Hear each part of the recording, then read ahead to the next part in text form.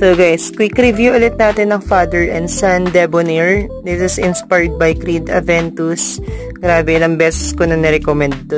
Sinasuggest ko talaga to kasi isa to sa mga favorite na frogs ko. Grabe to. Grabe yung performance nito. Perfect siya sa tag-init and perfect siya sa mga sports. Pag alam mo pagpapawisan ka.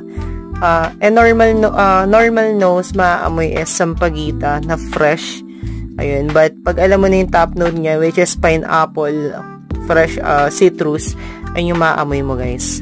And guys, sobrang dami ko na rin nakuwang compliments sa scent na to. So, like, sabi nila, uy, sino ba yung mabango na yun, puta?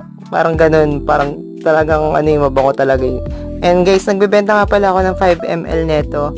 Aabot siya ng 3 weeks to 1 month, depende sa spray mo. And if interested kay Blind Buy, andito yung link. Ripan ko yung pera mo pag nabauan ka. Mwah.